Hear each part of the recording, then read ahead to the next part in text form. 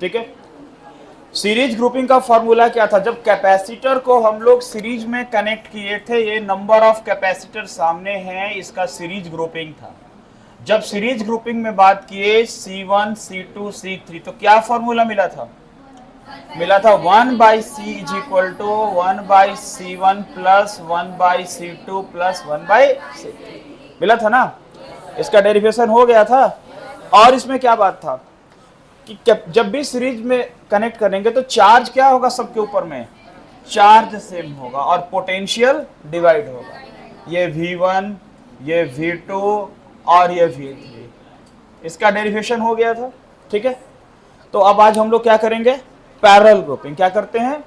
और फिर parallel grouping के बाद हम लोग प्रॉब्लम बनाएंगे सीरीज और पैरेलल से रिलेटेड। ठीक है। तो लिखो parallel grouping. Parallel grouping,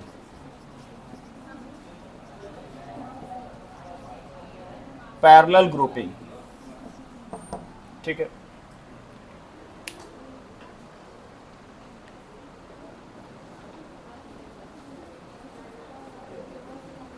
parallel grouping क्या बताए थे? पैरेलल ग्रुपिंग में मान लो हमारे पास ये कैपेसिटर है जिसको कंडेंसर बोलते हैं।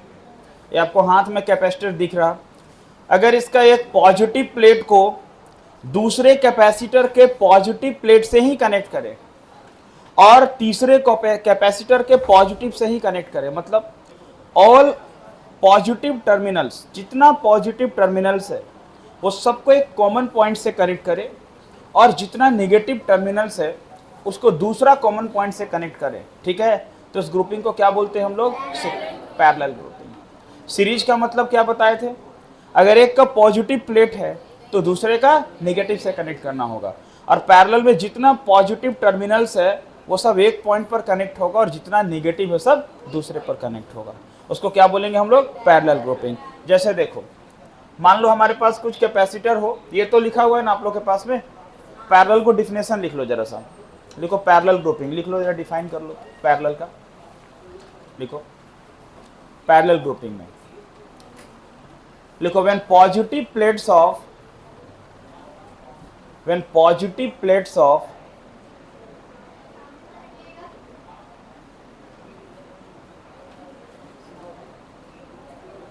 when positive plates of all capacitor, फिर से बोल रहे लिखिए, when positive plates of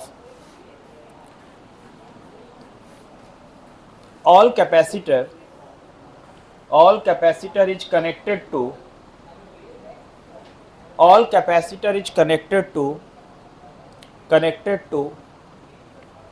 a common terminal point, common point लिखो, connected to a common point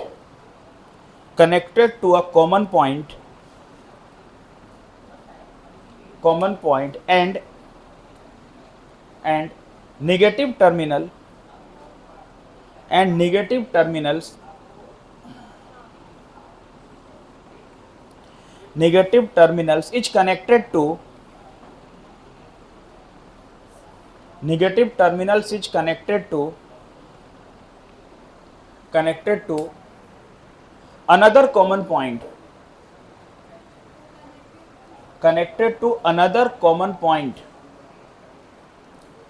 connected to another common point,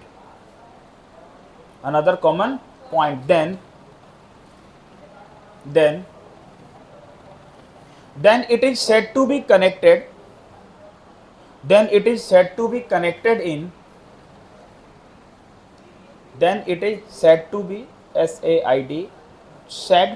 connected in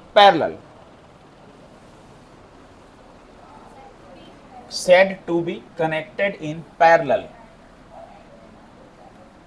ठीक है। देखो, अब जितना पॉजिटिव प्लेट्स है वो सब एक कॉमन पॉइंट से कनेक्ट है और जितना नेगेटिव प्लेट्स है वो एक दूसरा कॉमन पॉइंट से कनेक्ट है। मतलब डायग्राम ऐसा कुछ बन रहा, ध्यान देना। मान लो हमारे पास ये एक कैपेसिटर है,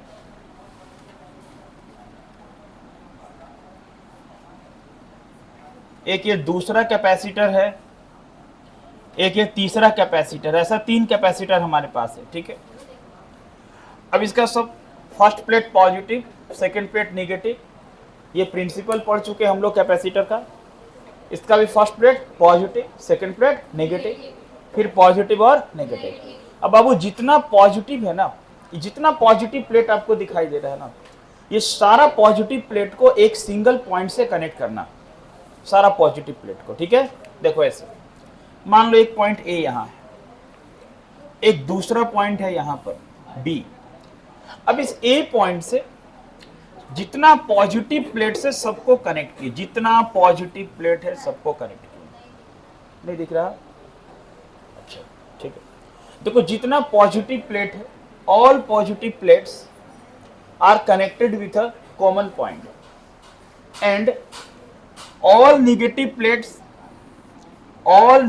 plates is connected to another common point। मतलब बाबू ये दो पॉइंट्स ए और बी है। अब इन दोनों पॉइंट्स के बीच में अगर हम बहुत ज़्यादा कैपेसिटर को कनेक्ट करते हैं तो जितना फर्स्ट पॉजिटिव प्लेट्स है वो सब एक सिंगल पॉइंट से कनेक्ट है, और जितना निगेटिव प्लेट है वो एक दूसरा सिंगल पॉइंट से कनेक्ट है। अगर ऐसा होता है कि सारा पॉजिटिव एक सिंगल पॉइंट से और सारा नेगेटिव एक सिंगल पॉइंट से, इस कनेक्शन को क्या बोलेंगे हम लोग? Parallel grouping. क्या बोलेंगे इस कनेक्शन को? समझ में आ रहा बात? तो इस कनेक्शन को हम लोग पैरेलल ग्रुपिंग करते हैं। अब ध्यान दीजिएगा, इन सबको एक बैटरी के साथ हम कनेक्ट कर दिया ऐसे, प्लस माइनस, ये बैटरी के साथ, ये प्लस माइनस, ये पोटेंशियल भी। ठीक है, आप बताओ क्या लगता है आपको, पैरेलल ग्रुपिंग में पोटेंशियल सेम होना चाहिए या डिफरेंट होना चाहिए? कुछ दिमाग लगाइए, क्या सेम होना चाहिए? कैसे सेम होना चाहिए? मान लो इसका कैपेसिटी अलग है C1, इसका कैपेसिटी C2, इसका कैपेसिटी C3। ठीक है, अब डेफिनेटली बात है सबका कैपेसिटेंस अलग अलग है ना। देखो जब जितना ये पॉजिटिव को देते हैं, ये तीनों प्लेट पर पॉजिटिव देगा ना इस केस में, और ये तीनों प्लेट पर नेगेटिव देगा इस केस में। तीनों प्लेट का पोटेंशियल सेम रहेगा। क्या रहेगा? सेम रहेगा, क्योंकि सारा पॉजिटिव प्लेट्स एक कॉमन पॉइंट से कनेक्ट है और सारा नेगेटिव एक दूसरा कॉमन पॉइंट से कनेक्ट है। इसलिए पैरेलल ग्रुपिंग में ये पोटेंशियल बिल्कुल सेम रहेगा। अच्छा, चार्ज क्या होगा? सेम होगा या डिफरेंट होगा? क्यों डिफरेंट होगा? अब एग्जांपल लो, देखो जो लोग क्लास पढ़े नहीं के, बस इतना ध्यान रखो, Q इजिकल टू होता CV। क्या होता? Q is equal to CV, where C क्या है? कैपेसिटेंस, V क्या है? पोटेंशियल, और हमारा Q चार्ज है। अब मान लो इसका V सेम है। अभी सपोज करो इसका V है, V हम पूरे का वोल्टेज हम 10 वोल्ट बता देते, 10 वोल्ट का बैटरी जोड़े। क्या जोड़े? 10 वोल्ट का बैटरी, तो तीनों को सेम वोल्टेज मिल रहा। ठीक है, अभी इसका कैपेसिटेंस है 5 माइक्रोफैरेड। क्या है इसका कैपेसिटेंस? 5 माइक्रोफैरेड।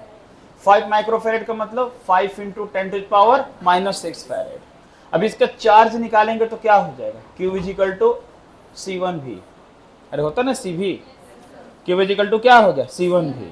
C1 का वैल्यू कितना है? 5 इंटू 10⁻⁻6, और V का वैल्यू कितना है? 10। तो क्या हो गया? 5 इंटू 10⁻⁻7 कूलम। ये कहाँ का चार्ज मिला? इस कैपेसिटर का मिला ना। समझ रहे बात? अब मान लो, अरे हाँ -5, ठीक। अब मान लो, क्या मान लो? सुनो, क्या मान लो? ठीक है, देखिएगा ये, मान लो कि ये जो कैपेसिटर था इसका कैपेसिटेंस कितना माने हम लोग? 5 माइक्रो। क्या माने? अब ये भी 5 ही होता और ये भी 5 होता, तो बोलेंगे तब तो सर चार्ज तीनों पर क्या होगा? सेम आएगा ना। बिल्कुल, अगर सेम कैपेसिटी का है, तो तीनों पर चार्ज का वैल्यू क्या आने वाला बताओ? अगर सेम कैपेसिटी का है तो तीनों पर चार्ज का वैल्यू क्या आने वाला? सेम आने वाला। अभी सेटिंग अच्छा हुआ है, देखो तीनों पर चार्ज का वैल्यू सेम आने वाला। अब अगर मान लो अभी C2 आ जाता 5 के बदले 6 माइक्रोफैरेड, क्या हो जाएगा? तो आप क्या करेंगे फिर? यहाँ किसका वैल्यू आएगा? 6 का। तो आंसर क्या होगा 6 इंटू 10 का पावर से। ये 7 आ जाए तो फिर क्या होगा, यहाँ क्या चला जाएगा 7, तो आंसर क्या होगा 7 इंटू 10 का पावर। तो चार्ज तीनों में क्या होगा डिफरेंट डिफरेंट होगा। तो अगर हम लोग 3 कैपेसिटर को कनेक्ट किए और ये तीनों कैपेसिटर का कैपेसिटेंस अलग अलग है, तीनों का कैपेसिटेंस, तो तीनों पर चार्ज भी क्या होगा अलग अलग होगा। मतलब इसका चार्ज है Q1, यहाँ का चार्ज क्या होगा, ये प्लस दे दो प्लस, ये माइनस, यानी कि प्लस माइनस Q1 चार्ज होगा इसके ऊपर में, यहाँ प्लस है और ये क्या है माइनस है, प्लस माइनस Q2 चार्ज होगा, यहाँ क्या है बताओ प्लस है और यहाँ क्या है माइनस है। अब ये क्या होगा Q3 चार्ज। समझ रहे हैं बात।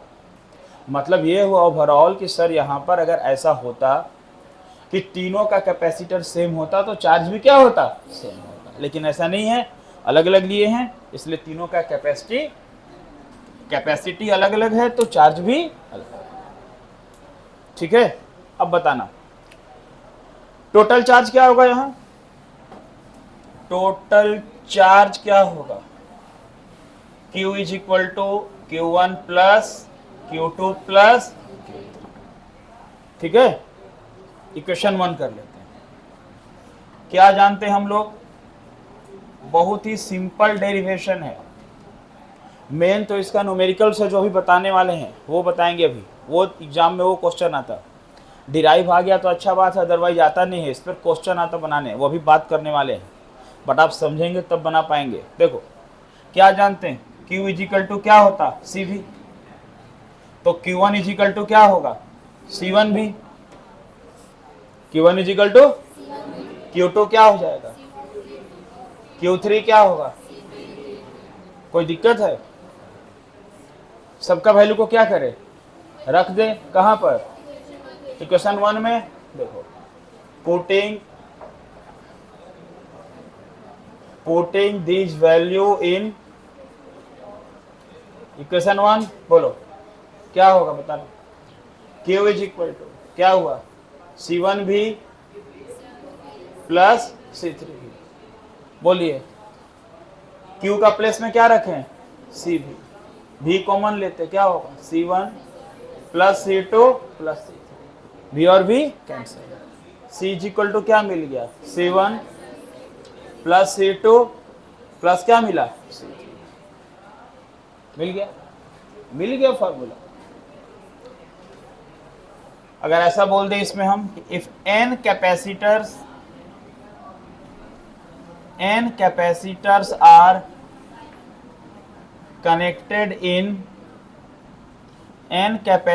Are connected in parallel, then क्या होने वाला CP4 पैरेलल कर देंगे, C1 plus C2 plus C3 plus dot dot क्या होगा C। कोई दिक्कत है आपको, अगर कुछ याद आ रहा हो तो बताओ। रेजिस्टेंस का सीरीज का क्या फार्मूला था, रेजिस्टेंस का सीरीज का फार्मूला क्या था, R is equal to R1 plus R2 plus, जो यहाँ किस में मिला पैरेलल में, और रेजिस्टेंस का पैरेलल का क्या फार्मूला था 1 by R is equal to 1 by R1 plus 1 by R2 plus 1 by, वो यहाँ कहाँ मिला सीरीज में। मतलब ये हुआ कि कैपेसिटर और रेजिस्टेंस का जो सीरीज पैरेलल का फार्मूला है वो दोनों एक दूसरे का उल्टा है। समझ में आ रहा है बात, दोनों एक दूसरे का उल्टा है, यानी कि अब हम लोग रेजिस्टेंस वाला जब पढ़ेंगे तो कॉन्सेप्ट वही रहेगा बट फार्मूला चेंज आएगा। समझ में आ रहा है बात। तो सीरीज और पैरेलल का फार्मूला मिला, इसको नोट कीजिए। अब हम लोग कुछ प्रॉब्लम ऐसा बनाएंगे जिसमें सीरीज पैरेलल मिक्स होगा, लिखिए इसको।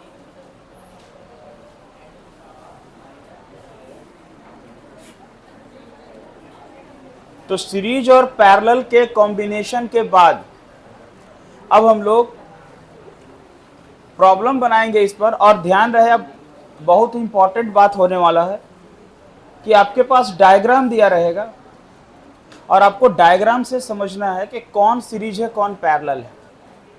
सीरीज पैरेलल को आपको पकड़ना है, कौन सीरीज ग्रुपिंग है कौन पैरेलल ग्रुपिंग है, और तब आपको सॉल्व करना है। जहां नहीं समझ में आए क्लास में बिल्कुल पूछना है। अभी देखो क्वेश्चन लिखो, फाइंड इक्विवेलेंट कैपेसिटेंस, लिखो find equivalent capacitance, find equivalent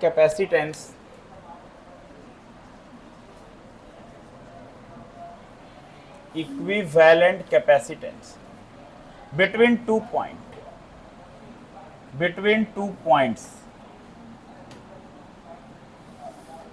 points, है ना।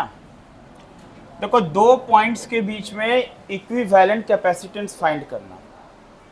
अब आपको डायग्राम दे रहे हैं और धीरे धीरे वन बाय वन आप उसको समझेंगे और आराम से समझेंगे कि आप इस तरह के प्रॉब्लम को बना सके, ठीक है। ये इक्विवेलेंट का क्या मतलब है? हिंदी में समतुल्य कहते हैं equivalent. What do you mean by the equivalent? देखो अब मान लो आपके पास हम दो कैपेसिटर देते हैं, एक देते 5 माइक्रोफैराड और दूसरा भी देते 5 माइक्रोफैराड, ठीक है। अभी बोलते पैरेलल में कनेक्ट किए, बताओ आंसर क्या होगा उसका? अरे एक 5 है एक 5 है, पैरेलल में कनेक्ट किए, आंसर क्या होगा? 10 होगा। पैरेलल में क्या होता? C1 plus C2। अगर एक और 5 होता, तीनों पैरेलल में होता, तो आंसर क्या होता? 15 होता ना 15। तो इक्विवेलेंट का मतलब हुआ कि वो तीन कैपेसिटर को सम करके जो आंसर आया उसके बराबर एक नया कैपेसिटर का वैल्यू होना चाहिए, उसके इक्वल में एक ही कैपेसिटर होना चाहिए। एक ही कैपेसिटर है 15 माइक्रोफैराड का। तो करना क्या है ना कि हमारे पास डायग्राम दिया रहेगा, उस डायग्राम में 3, 4, 5, 6 कैपेसिटर को जोड़ा जाएगा। सीरीज पैरेलल में कौन है समझना है और उसको रिड्यूस करते करते एक कैपेसिटर तक पहुंचना है, ठीक है। उसके लिए कुछ बेसिक रूल्स भी है, लेकिन वो रूल्स डायरेक्ट बताने से अच्छा रहेगा कि जैसे जैसे क्वेश्चन आता वैसे वैसे हम समझाते हैं। देखिए फर्स्ट क्वेश्चन क्या है। फर्स्ट आपके पास ये क्वेश्चन ऐसा है, ये आपके पास एक डायग्राम हम दे रहे हैं ए बी सी, और बोलते हैं कि इसके बीच में ए बी और सी के बीच में आप इक्विवेलेंट कैपेसिटेंस निकालो। किसके बीच में? ए बी और सी के बीच में, ठीक है, ए से सी के बीच में। सबसे पहले ये ढूंढना होगा, सबसे पहले ये पता करना होगा कि किन दो पॉइंट्स के बीच में हमको निकालना है। सबसे पहले ये पता करना होगा कि जो फाइंड करना है कैपेसिटी इक्विवेलेंट कैपेसिटेंस, कौन से दो पॉइंट के बीच फाइंड करना है। तब इसमें आपको ए से सी पूछ रहा है कि ए से बी, तो ए से सी के बीच में फाइंड करना। ऐसा हम बोल देते हैं, इस क्वेश्चन में बोल देते हैं कि between point A and C, between point A and C, ध्यान से ए और सी के बीच में फाइंड करना। तीनों का हम कुछ वैल्यू देते, बोलते हैं ये 5 माइक्रोफैरेड, ये भी 5 माइक्रोफैरेड और ये भी 5 माइक्रोफैरेड, ऐसा हम बोल दिए, ठीक है। अब आप हमको बताओ इसमें कौन कौन सीरीज है और कौन कौन पैरेलल है। सब लोग अपना अपना दिमाग लगा के बताएंगे, फिर हम आपको समझाएंगे। बोलिए इसमें सीरीज कौन कौन है और पैरेलल कौन कौन है, बताओ। क्या? चलो हम इसका नाम दे देते हैं, बोलते हैं ये C1 है, ये C2 है और ये C3 है। अब आप हमको बताओ कौन कौन सीरीज है और कौन कौन पैरेलल है, या तीनों सीरीज है तीनों पैरेलल है, या आप बताओ क्या करना क्या है? क्या C1 और C2 सीरीज में है कि पैरेलल में है? पैरेलल में है। ऐसा कैसे लगा आपको पैरेलल में है? क्या? और कोई इधर से सीरीज में है, कैसे लगा आपको सीरीज में है? क्या फर्स्ट और ये फर्स्ट प्लस और ये सेकंड? हाँ कैपेसिटर, हाँ ठीक है। देखो उसका आंसर सुनते हैं जो बच्चा बताएगा। आप क्या कहना है कि ये सर ये वाला पहला क्या है? प्लस, दूसरा क्या है माइनस, ठीक है। फिर ये पहला क्या है, फिर क्या है माइनस, फिर माइनस से कौन जोड़े प्लस, तो सीरीज है। देखिए ऐसे आप बता रहे हैं, ठीक है, ये बात तो पक्का है ना कि कैपेसिटर का एक प्लेट में प्लस होता है, एक प्लेट में, लेकिन इस फॉर्मूले से आप कहीं कहीं फंस जाएंगे। क्यों फंस जाएंगे? हो सकता है इस कैपेसिटर का, जैसे मेरे पास इसका ये प्लस और इसको प्लस से कनेक्ट किया, इसको माइनस से कनेक्ट किया। अब एक बगल में दूसरा कैपेसिटर ला करके हम उल्टा भी तो कनेक्ट कर सकते हैं। तो अब ये कैसे समझ लें कि पहला प्लेट पॉजिटिव ही और दूसरा नेगेटिव ही है? हाँ ये बात है, हो सकता है नेगेटिव वाला को घुमा के जोड़ा गया हो। तो जैसे आप ये कह रहे हैं ना कि सर ये पहला प्लेट प्लस है और माइनस है, इस सहारे हम सीरीज पैरेलल पकड़ लेते हैं, ठीक है, आप ऐसे कर सकते हैं, लेकिन वो एक अच्छा तरीका नहीं है ना। It is not a good process to finding series and parallel. अब हम आपको बताते हैं कैसे सीरीज और पैरेलल फाइंड करने का तरीका। हालांकि ये आंसर आप सही बताएं कि ये दोनों सीरीज में है, ये आंसर आपका राइट है, ठीक है ना। अच्छा, और इसके साथ ये किस में है, पैरेलल है कि सीरीज है, और इसके साथ ये पैरेलल है। अब देखो कंफ्यूजन बहुत सारा है, उसका सॉल्यूशन देखिए अब, ठीक है ना, बताएं ना। देखिए सबसे पहले बता दें, अरे बाबू ध्यान से, इधर बोर्ड पर ध्यान होना चाहिए। सबसे पहले बता दें, ये एक बड़े सर्किट का एक छोटा सा हिस्सा होता है जिसको काट के निकाला गया कहीं से। एक बहुत बड़ा सर्किट होगा और भी कैपेसिटर होगा, 20, 25, 100, 200 होगा, उसमें से काट के निकाल दिया, और निकालने के बाद बोला कि आपको ए और सी के बीच में इक्विवेलेंट कैपेसिटेंस फाइंड करना है। सीरीज पैरेलल में, सीरीज ग्रुपिंग में हम क्या समझे थे? सीरीज ग्रुपिंग में ये समझे थे कि चार्ज सब पे क्या होता, कांस्टेंट होता है, ठीक है ना। चार्ज क्या होगा, सब पे इक्वल होगा, और पैरेलल में क्या होगा, डिवाइड होगा। पैरेलल में क्या होगा, आगे चल के चार्ज का फ्लो होगा, उसी को इलेक्ट्रिक करंट बोलेंगे, मालूम है ना। आप पढ़े ना, rate of flow of charge is called current, पढ़ेंगे, अब पढ़ने वाले हैं, स्टार्ट ही करने वाले चैप्टर 3। देखो अब बता दें आपको, ध्यान से समझना, कहीं अगर रूट डिवाइड नहीं होता है, अगर कहीं रूट डिवाइड नहीं होता, एक ही पाथ है, एक ही पाथ, वो डिवाइड नहीं हो रहा, जब तक वहां से कोई ब्रांच नहीं निकलता हो, जब तक वहां से कोई डिवीजन नहीं होता हो, तब तक वो सीरीज में है। रूट डिवाइड होगा तो पैरेलल में है, और उसके लिए हम पॉइंट ढूंढते हैं, और उस पॉइंट को जंक्शन कहते हैं। अब ध्यान से समझना, आपसे एक क्वेश्चन पूछते हैं, यहां से चले इसे आ गए, यहां से चल के ऐसे आ गए, ये देखिएगा, आप बताइए ये दो रास्ता है कि एक रास्ता है? ये एक ही रास्ता है, आपका घर जाने का एक ही रास्ता है, बस ना गली गली मुड़ के जा रहे हैं। अब समझना बात, आप यहां से चलते हुए गए, यहां पहुंचे, यहां के बाद आप इधर आ गए, कोई ऑप्शन नहीं दिखाई दिया आपको, कोई कंफ्यूजन नहीं, बोला ना मेरे घर आना, जो गली पकड़ना ना, गली पकड़ते हुए आ जाना, बोला उस गली में ना कोई दूसरा रास्ता ही कटा नहीं, वही बस एक ही गली है, घूम घूम के जा रहा है। तो बोले अच्छा तुम्हारा घर सीरीज ग्रुपिंग वाले रास्ते में पड़ता है ना, आ रहा बात समझ में, पैरेलल वाले रास्ते में नहीं है, सीरीज ग्रुपिंग वाला रास्ते में तेरा घर है, कोई टेंशन नहीं, ठीक है ना, आ जाते हैं।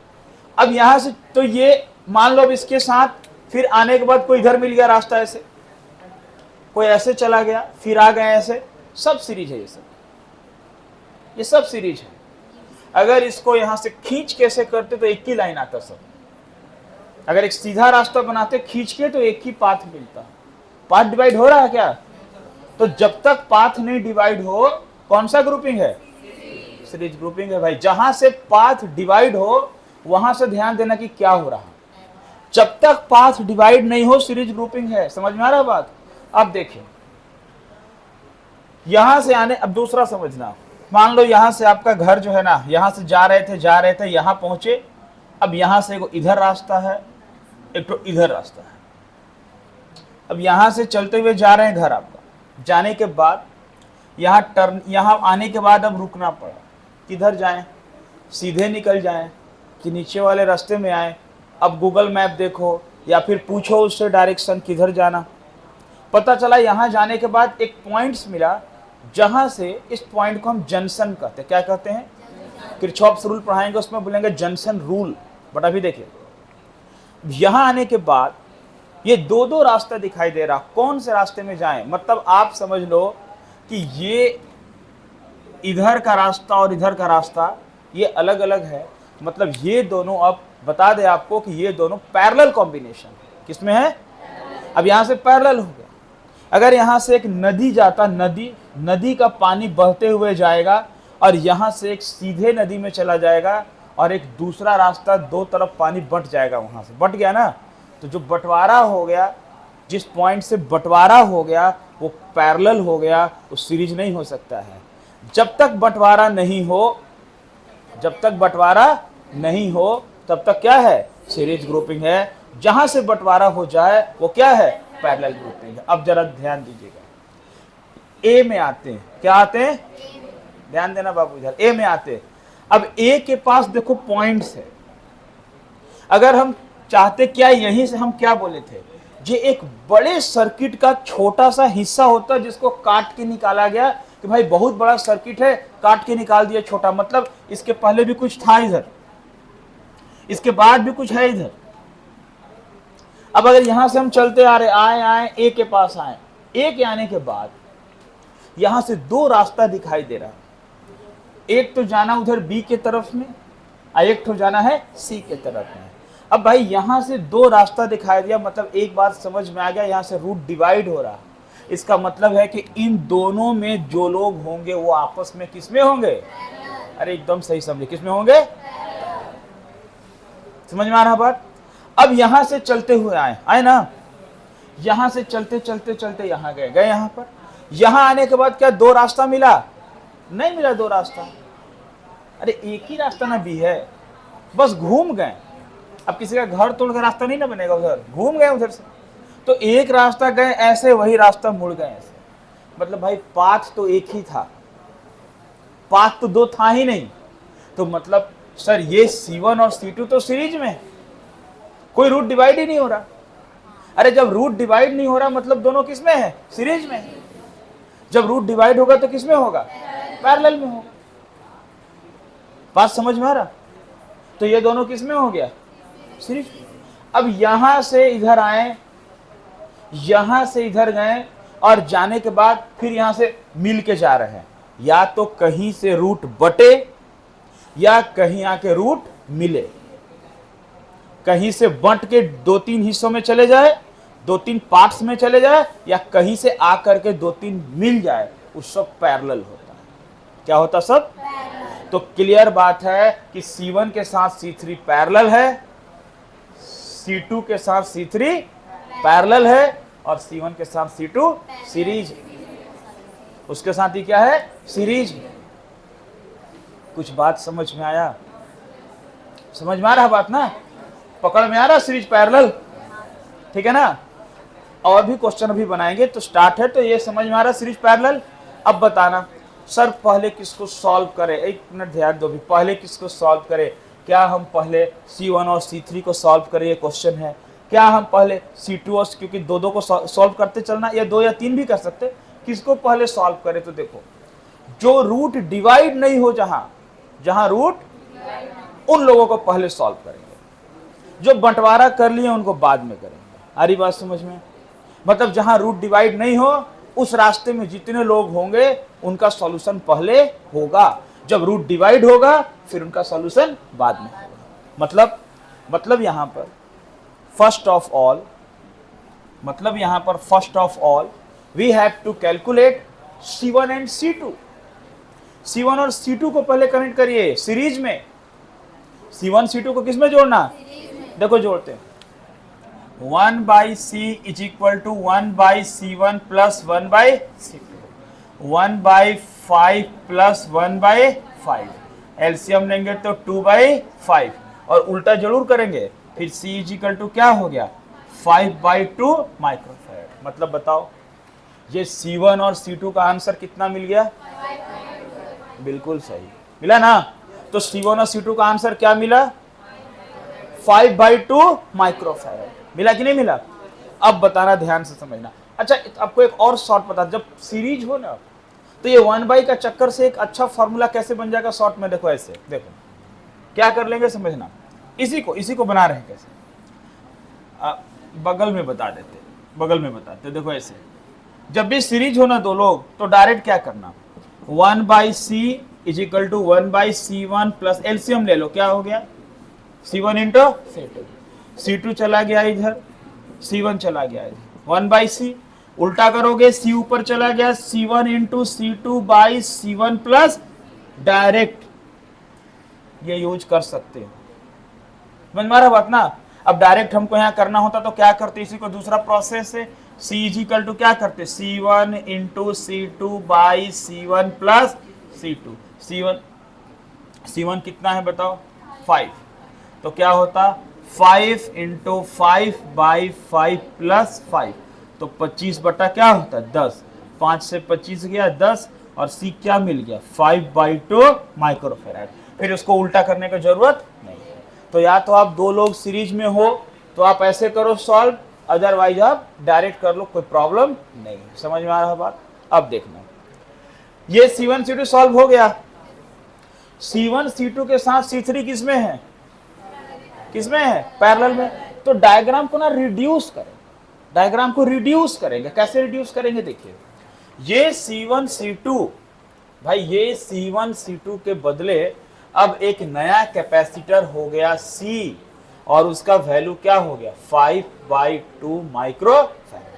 अब इन दोनों के साथ ये जो C3 था वो किसमें था, तो फिर इन दोनों के साथ C3 को पैरेलल में जोड़ दिए, इन दोनों के साथ C3 को किसमें जोड़ दिए, पैरेलल में जोड़ दिए। भाई इन दोनों के साथ C3 को पैरेलल में कनेक्ट कर दिया ना, कनेक्ट, बोलो क्या होगा बताना, ठीक है ना। इन दोनों के साथ C3 को पैरेलल में क्या किए, कनेक्ट कर दिया। अब क्या हो जाएगा, पैरेलल कॉम्बिनेशन, फाइनल आंसर क्या मिलेगा, क्या होता पैरेलल में क्या होता C1 प्लस, तो C1 का कितना 5/2 प्लस क्या हो गया 5, अरे मतलब ऐसे लिख लो C प्लस C3 लिखोगे ना। अब जरूरी थोड़ी कि C1 प्लस C2 हर जगह हो सकता C3 हो, C4 हो, C5। यहाँ पर इन दोनों को क्या मिला, C बोले इसको हम, और उसके साथ एक किसमें है, अरे इसके साथ एक किसमें है, हाँ भाई गलती सीरीज मत, पैरेलल है ना, पैरेलल का फॉर्मूला क्या होता C1 प्लस, तो क्या हो गया यहाँ 5/2 प्लस 5, एलसीएम लेंगे तो क्या हुआ 2, 5 प्लस 10, आंसर क्या मिल गया 15/2 माइक्रो। कोई प्रॉब्लम, समझ में आया सीरीज पैरेलल कैसे करते हैं, कुछ पूछना किसी को इसमें, तो फिर आप इसको लिखिए और नेक्स्ट क्वेश्चन हम दूसरा फिर बनवाते हैं आपसे, लिखिए नोट करिए, बोलो ए और सी में, 1 मिनट कुछ पूछ रहा, बोलो ए और सी में,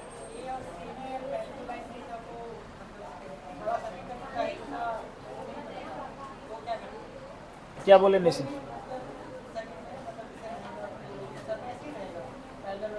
नहीं, जैसे मेरे पास ना अलग अलग डायग्राम मिलेगा, अभी ऐसा आपको 10-15 डायग्राम हम सॉल्व करवाने वाले हैं, आपको पूरा और भी अभी कॉन्सेप्ट समझाना जो समझ में आएगा। ये पहला डायग्राम था, एक बेसिक था, ठीक है। लिखिए हम नेक्स्ट क्वेश्चन देते हैं, लिखिए नोट कीजिए।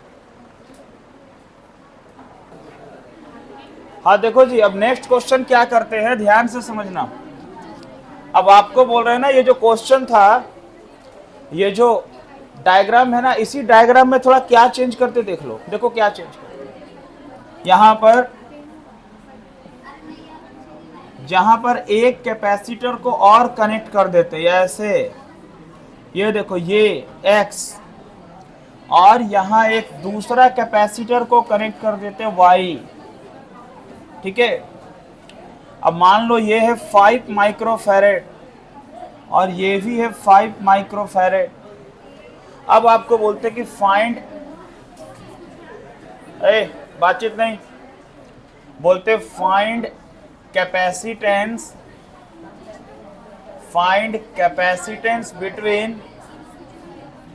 Between point X and Y। देखो एक्स और वाई के बीच फाइंड करना। किसके बीच में? एक्स और वाई के बीच फाइंड करना। बनाइए डायग्राम ये। हाँ देखो यहां, अब आपको अगर बोल दे ये लेटर ए है, लेटर ए, एक्स और वाई के बीच में, एक्स और वाई के बीच में यहां पर 5 माइक्रोफैराड, 5 माइक्रोफैराड मतलब कितना कैपेसिटर हो गया? बोलो कितना हो गया? 1 2 3 4 5। अब आप बताओ ये कैसे फाइंड करेंगे हम लोग? ये एक्स वाई के बीच में 5 कैपेसिटर है, इसको कैसे सॉल्व करेंगे? क्या लगता है? कुछ दिमाग लगाइए, बताइए। मतलब एक्स और वाई अभी आप ए और सी के बीच फाइंड किए, अभी आप ए और सी के बीच फाइंड किए, अभी आपके पास कैपेसिटर मिला है एक्स से वाई के बीच 2 पॉइंट्स है। सबसे पहले क्या ध्यान देना? सबसे पहले ये ध्यान देना कि कौन से 2 पॉइंट्स के बीच में, कौन से 2 पॉइंट्स के बीच में कैपेसिटेंस फाइंड करना। कौन से 2 पॉइंट के बीच में? कहां कहां बोले? एक्स और वाई के बीच में। अब आप बताओ कि एक्स और वाई के बीच में कैसे फाइंड करेंगे हम लोग? कैसे फाइंड करेंगे? बोलिए, एक्स और वाई के बीच में कैसे फाइंड करेंगे? हाँ तो हम पूछ तो रहे कहां से शुरुआत करें? अरे आप लोग से पूछ के इसलिए सॉल्व करते ना, क्योंकि आप बताओगे तो आपको समझ में आएगा कैसे कैसे क्या हो रहा है। हम बना दे उससे क्या होना? बोलो क्या? तो पहले कहाँ, कौन सा पहले सॉल्व करोगे तो पूछ रहे हो क्या? एक्स से ये वाला। अभी हम नाम दे दे C1 C2 C3, इसको बोल दे C4 और इसको क्या बोल दे? तो आप बताओ पहले किसको किसको सॉल्व करोगे? C4 और अच्छा, और कोई बताएगा कुछ अलग? और कोई कुछ अलग बताएगा? हाँ C4 और नहीं, अब ये गलत हो गया बात। अब सुनना, अब देखना अगला रूल देखना। अब सुनो बात, देखो क्या है ना, जितना अलग अलग टाइप का क्वेश्चन हम देंगे, वैरायटी टाइप का, उतना ज्यादा आपको समझ में आएगा धीरे धीरे। एक ही बार सारा रूल नहीं हो सकता, ठीक है ना। सबसे पहले बता दे, किसी भी कैपेसिटर में हम ओपन पाथ से स्टार्ट नहीं करते। जो ओपन, जहां तार खुला हुआ वहां से हम शुरुआत नहीं करेंगे। मतलब हम एक्स से बनाना स्टार्ट नहीं कर सकते हैं। हमको सबसे पहले क्लोज पाथ को सॉल्व करना पड़ेगा। सबसे पहले हमको क्लोज पाथ को सॉल्व करना पड़ेगा। क्या करना पड़ेगा? Close path. ओपन पाथ को हम नहीं बनाएंगे। मतलब क्या? मतलब ये हुआ कि हम ना एक्स से स्टार्ट नहीं करेंगे। हम सबसे पहले ये जो ए से सी है, ये जो ए से सी के बीच में क्लोज पाथ है, उसको सॉल्व करेंगे। हम एक्स से स्टार्ट नहीं करेंगे।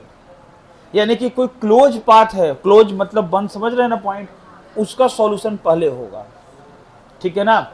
मतलब आपको हम ऐसे बोल दे कि भाई एक कैपेसिटर यहाँ से ऐसे शुरू हो रहा है और इसके बाद एक ये बॉक्स है, बॉक्स के अंदर 100-200 कैपेसिटर है। तो कहने का मतलब है ना कि इस बॉक्स के अंदर वाला पहले सॉल्व होगा, फिर उसके साथ ये वाला सॉल्व होगा। समझ में आ रहा है बात? तो हम ना बता दे कि don't start with the open and, यानी कि जहां ओपन एंड है वहां से आपको शुरुआत नहीं करनी है। आप ये सोचे कि हम C4 के साथ C1 जोड़ दे, C4 के साथ C3 जोड़ दे, वो गलत हो जाएगा। आपको क्लोज पाथ को पहले सॉल्व करना। अब आपके पास क्लोज पाथ कौन है? A से C के बीच में। अभी आप A से C के बीच में सॉल्व किए ना, इसलिए वैल्यू सेम लिए कि ज्यादा फिर से नहीं बनाना पड़े। बताओ A से C के बीच का आंसर कितना आया? कितना आया था अभी?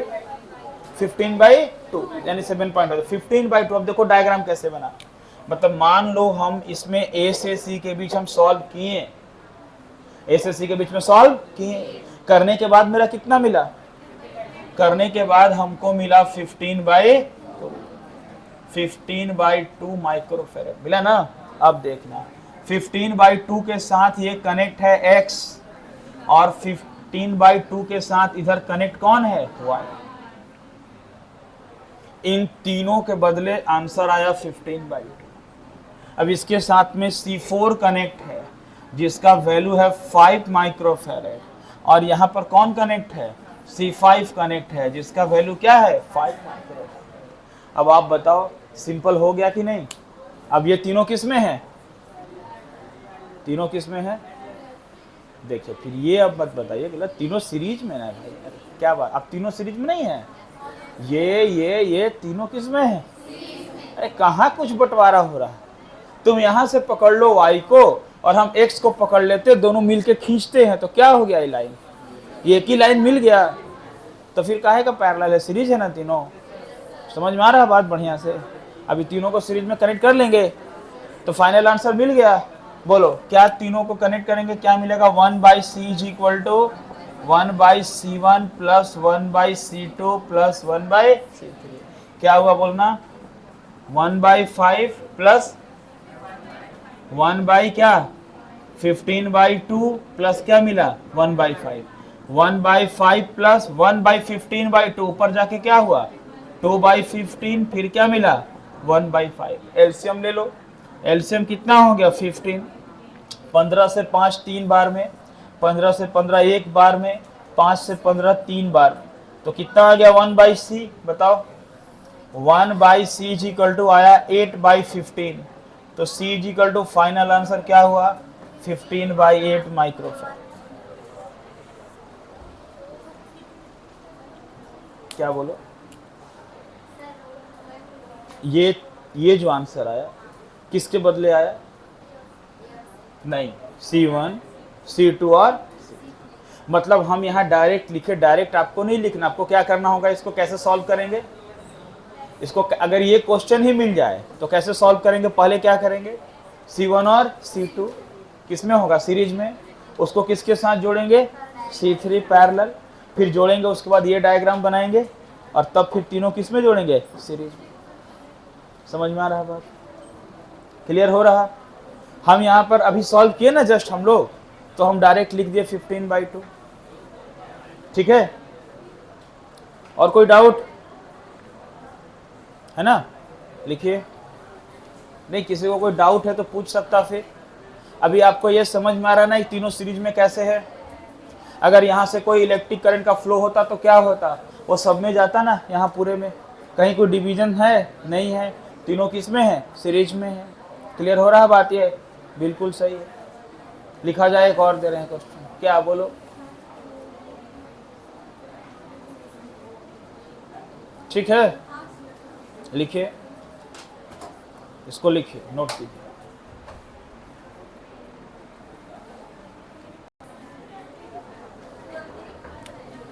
Find equivalent capacitance, find equivalent capacitance between point A and B. देखो जी, ए और बी के बीच में, पॉइंट ए और बी के बीच में इक्विवेलेंट कैपेसिटेंस फाइंड करना। डायग्राम आपके सामने देखिए ऐसे, ये ए, ये मान लो ए, यहाँ पर ए के साथ हम एक कैपेसिटर जोड़ देते हैं 20 माइक्रोफैरेड का। यहाँ से आने के बाद देखो क्या कर रहे हैं हम, ध्यान से समझना, ऐसे फ्री हो गया ऐसे, ठीक है। मान लो ये 10 माइक्रोफैरेड, 20 ले लो इसको भी, 20 माइक्रोफैरेड, 20 माइक्रोफैरेड, ठीक है। आ रहा बात समझ में, अच्छा एक मिनट, 10 माइक्रोफैरेड, 10 माइक्रोफैरेड, और इसके साथ यहाँ एक 20 माइक्रोफैरेड का, ये वाला ले लो 20 माइक्रोफैरेड का, ये लो। फिर इसके बाद ये देखना, है ना, ये देखो यहां से एक,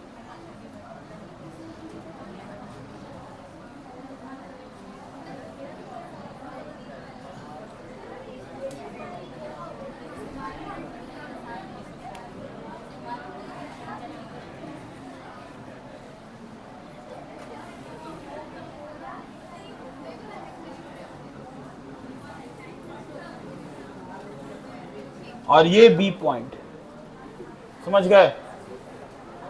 और ये बोल देते हैं 60 माइक्रोफैरेड, 60 माइक्रोफैरेड, और ये भी बोल देते हैं 60 माइक्रोफैरेड। अब आपको ए और बी के बीच का निकालना है इक्विवेलेंट कैपेसिटेंस। बताइए, अब बता दें आपको, बहुत ही इजी क्वेश्चन है ये, टफ नहीं। बस आपसे ये पूछ रहे कैसे आप फाइंड करेंगे, बताओ। हाँ, अभी और भी अलग अलग टाइप का डायग्राम बनाएंगे। चलिए बनाइए, डायग्राम बना लीजिए इसको। हाँ, समय लेट हो रहा है लेकिन फिर भी बना लो डायग्राम, देखते हैं।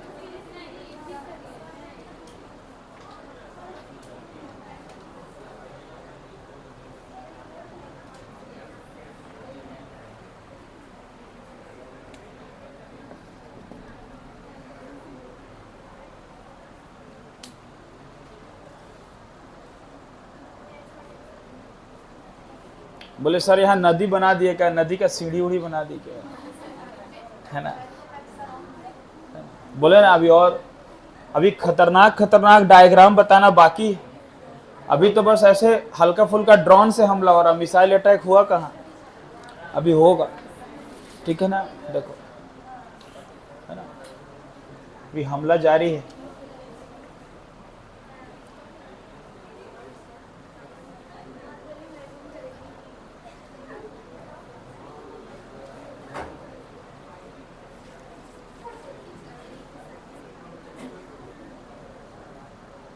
एक तो साउथ अफ्रीका का क्रिकेटर था, उसका नाम था आसिम हमला।